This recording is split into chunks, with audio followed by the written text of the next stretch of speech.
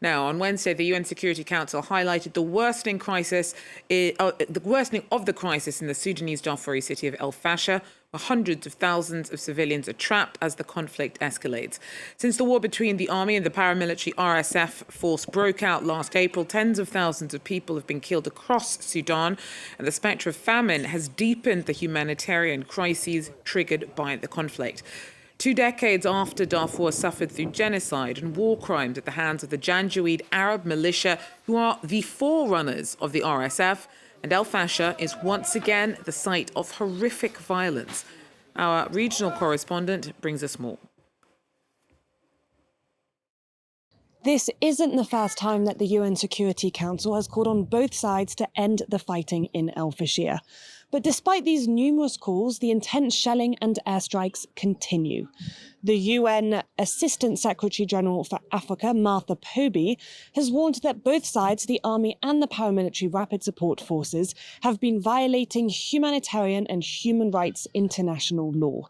These violations include assassinations, the detentions, and the torture of civilians. As the violence escalates in El-Fasher and continues to spread across the Sudan, the risk of atrocities multiply, including egregious violence against women. Both the SAF and RSF and their respective allied groups and militias continue to show complete disregard for international human rights and humanitarian law. Now, the RSF reportedly launched a coordinated attack on El-Fasher from multiple directions, and the army, which is positioned inside the city, responded, and that response lasted days.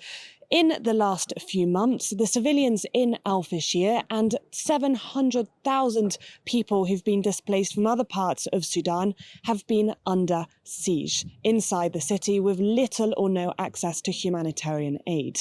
Both sides have been accused of blocking humanitarian aid from entering the city, and in recent weeks that situation has been made even more complicated because of the heavy rains and flooding. But that humanitarian aid is very much needed. In refugee camps just outside El-Fasher, hundreds of thousands of people have been declared in a situation of famine, and children are dying every hour.